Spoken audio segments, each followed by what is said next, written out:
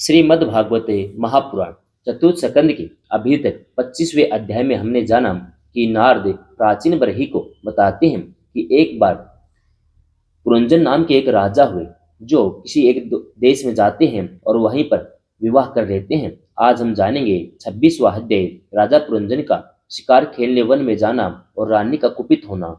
श्री नारद जी कहते हैं, राजन, एक दिन राजा पुरंजन अपना विशाल धनुष, सोने का कवच और अक्षय तर्कस धारण कर अपने 11वें सेनापति के साथ 5 घोड़ों के शीघ्रगामी रथ में बैठकर पंचप्रस्थ नाम के वन में गया।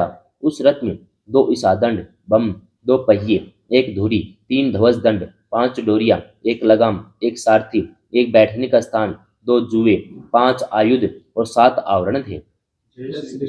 वह 5 प्रकार की चालों से चलता था। उसका साज बाज सब सुनहरा था। यद्यपि राजा के लिए अपनी प्रिया को क्षण भर भी छोड़ना कठिन था, किंतु उस दिन उसे शिकार का ऐसा शौक लगा कि उसकी भी परवाह न करके वह बड़े गर्व से धनुष बाण चढ़ाकर आखेट करने लगा।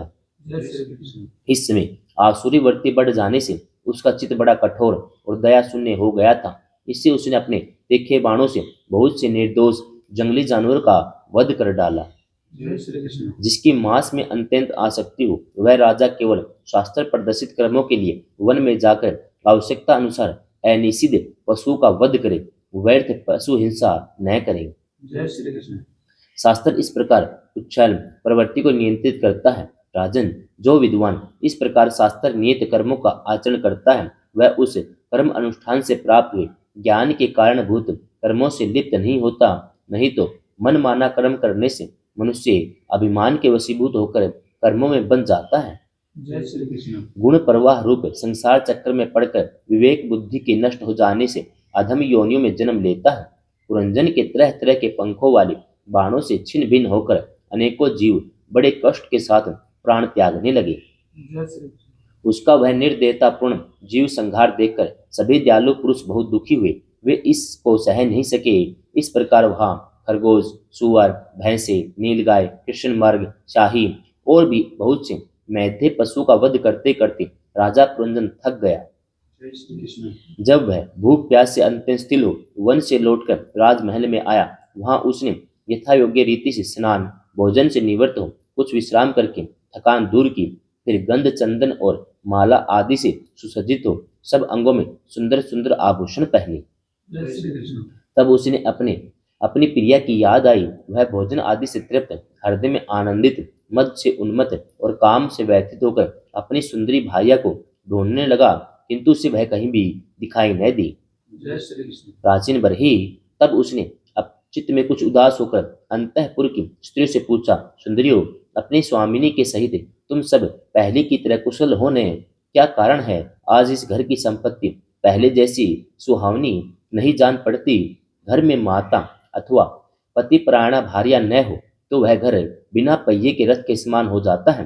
फिर उसमें कौन बुद्धिमान दीन पुरुषों के समान रहना पसंद करेगा? अतः बताओ, वह सुंदरी कहाँ है जो दुख समुद्र में डूबने पर मेरी विवेक बुद्धि को पद पद पर जागृत करके मुझे उस संकट से उबार लेती है? स्त्री ने कहा, नरनाथ, मालूम नहीं आज आपकी प्रिया ने क्या ठानी है। शत्रुदमन, देखिए वे बिना बिछोने के पृथ्वी पर ही पड़ी हुई हैं। श्री नारद जी कहते हैं, उस स्त्री के संग से राजा पुरंजन का विवेक नष्ट हो चुका था, इसलिए अपनी रानी को पृथ्वी पर अस्त व्यस्त अवस्था में पड़ी देखकर वह अत्यंत व्याकुल हो गया। उसने दुखित हृदय से उसे मधुर वचनों के द्वारा बहुत कुछ समझाया, किंतु उसे अपनी प्रेयसी के अंदर अपने प्रति प्रणय कोप का कोई चिन्ह दिखाई नहीं दिया। वह मनाने में भी बहुत कुशल था, इसलिए अब पुरंजन ने उसे धीरे धीरे मनाना आरंभ किया। उसने पहले उसे चरण छुए, फिर गोद में बिठाकर बड़े प्यार से कहने लगा। पुरंजन बोला, सुंदरी, वे सेवक तो निश्चय ही बड़े अभागी हैं जिनके अपराध करने पर स्वामी उन्हें अपना समझकर शिक्षा के लिए उचित दंड नहीं देते। सेवक को दिया हुआ स्वामी का दंड तो उस पर बड़ा अनुग्रह ही होता है। जो मूर्ख है उन्हीं को क्रोध के कारण अपने हितकारी स्वामी के किए हुए उस उपकार का पता नहीं चलता। सुंदर दंतावली और मनोहर बाहों से शोभा पाने वाली मनस्वनी, अब यह क्रोध दूर करो और एक बार मुझे अपना समझकर प्रणय भार तथा लज्जा से झुका हुआ एवं मधुर मुस्कानमय चितवंश से सुशोभित अपना मनोहर मुखड़ा दिखाओ।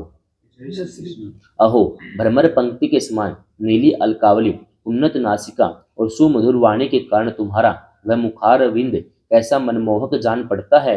वीर पत्नी, यदि किसी दूसरे ने तुम्हारा कोई अपराध किया है तो उसे बताओ। यदि वह अपराधी ब्राह्मण कुल का नहीं है तो मैं उसे अभी दंड देता हूँ। मुझे तो भगवान के भक्तों को छोड़कर त्रिलोकी में अथवा उससे बाहर ऐसा कोई नहीं दिखाई देता जो तुम्हारा अपराध करके निर्भय और आनंद पूर्वक रह सके। प्रिय, मैंने आज तक तुम्हारा मुख कभी तिलकहीन, उदास, मुरझाया हुआ, क्रोध के कारण इतना डरावना, कांतिहीन, स्नेह शून्य नहीं देखा और न कभी तुम्हारे सुंदर स्तनों को ही शोक आंसू से भीगा या बिंबा फल सदृश अधरों को संदिग्ध केसर की लाली से रहित देखा है। मैं वैष्णवश तुमसे बिना कुछ पूछे शिकार खेलने चला गया था, इसलिए अवश्य अपराधी हूँ। फिर भी मुझे अपना समझकर तुम मुझ पर प्रसन्न हो जाओ। कामदेव के विषम बाणों से अधीर होकर जो सर्वदा अपने अधीन रहता है, उस अपने प्रिय पति को उचित कार्य के लिए भला कौन कामिनी स्वीकार नहीं करती। 26वां अध्याय समाप्त है।